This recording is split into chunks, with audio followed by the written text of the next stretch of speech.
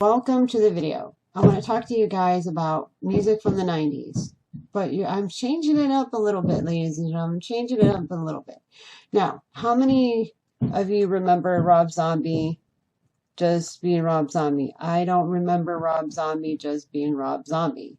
Rob Zombie actually was actually White Zombie. And he had his own band at first, and his band was actually pretty cool.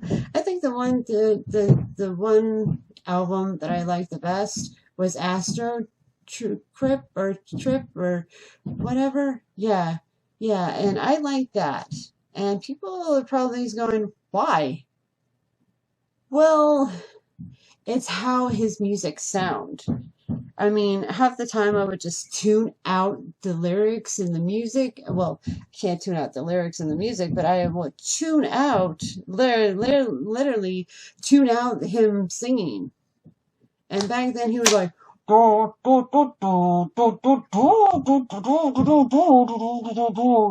it's like he was like having the whole microphone in his mouth, and you couldn't understand him back then.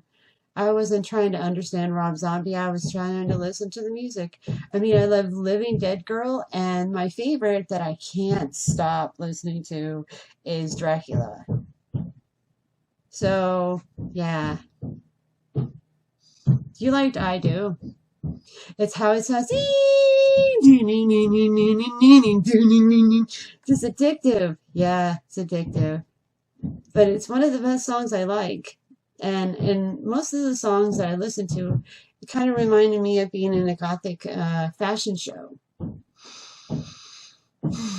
Gothic fashion show, the lights were dim and it was a little dark, and then the lights come on, and then the models are coming out. Doesn't matter if it's male or female, and they're walking in their clothing, and everybody, and the audience is dark, and the music is playing, and I'm like, that's how I imagined it, That's how I imagined it.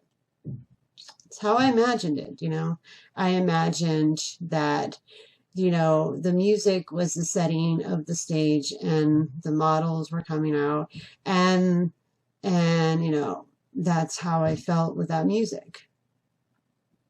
I think people were a little, I wasn't, because I wasn't old enough to buy his music, and half the time you couldn't understand what he was saying anyway.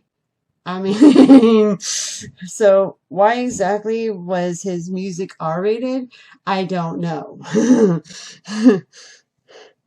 I mean, I used to go into the record store, and I miss record stores. I really do, ladies and gentlemen.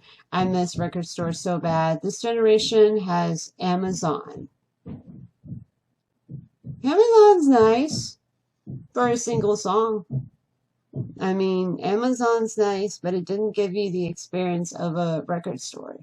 And going into the record store and, listening to the music before you bought it, and then get the chance to look at stuff and have that experience of walking into a music store. There's hardly any music stores left. Hardly any music store left. I don't know how they do not survive. Amazon,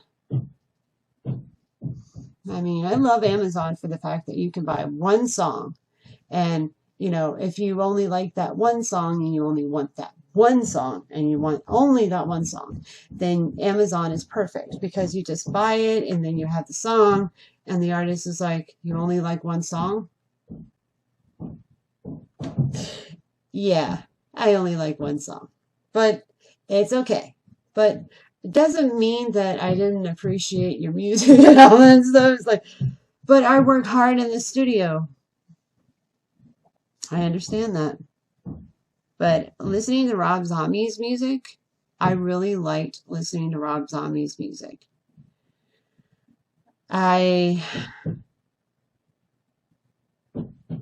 People like, how? When he was White Zombie, the music, the guitars, how everything came to place sounds so amazing. And I'm like, I can't hate this guy. Dude, he sounds so much better than the other guys, and he's so different. And I was like, listening to Rob Zombie's music. And I'm like, should I be listening to this? Dude. His music is great.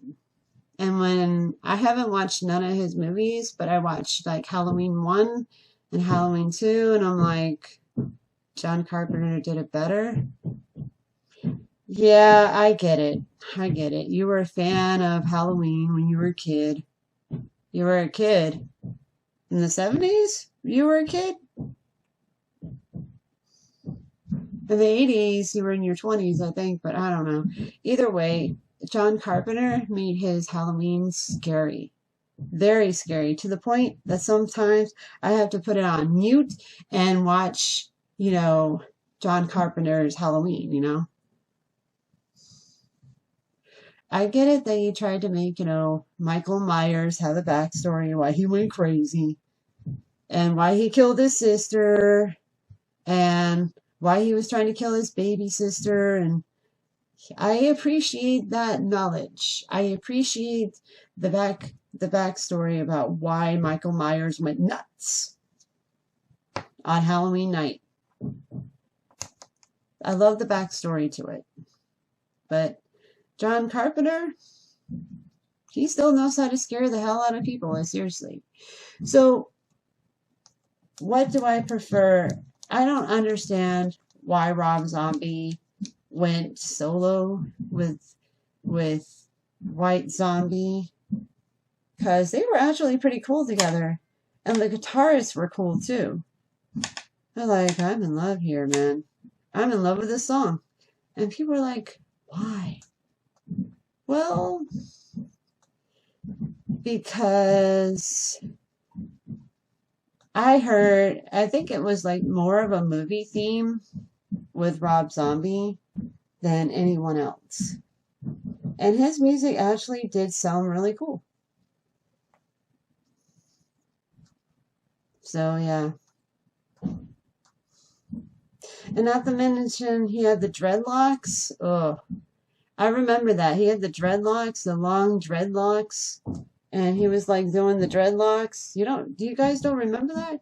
He did the long dreadlocks, and it was like so long dreadlocks. It looks better on Jamaicans, but he pulled it off. But seriously, dude. That's right, man. Seriously. But yeah, ladies and gentlemen, I think my favorite album of, hang on one second.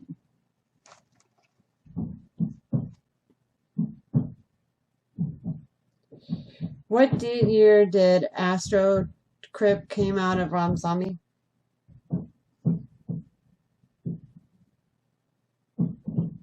It says 95, so 95. Recorded in 94. Yeah, Astro Crip. Or Creep of 2000. And I was listening to that song and I really liked it, ladies and gentlemen. I really, really, really, really liked it. I really did. I really did. I really enjoyed it. Now, most of the songs, I didn't like, but I liked some of it. It felt like, to me, Rob Zombie's into like a classical horror movies, right? Yeah, you watch his movies, you gotta figure out when to watch his movies because you can't watch it at night. Ooh, man, that guy's obsessed with horror movies. Anyway, let's see how we done.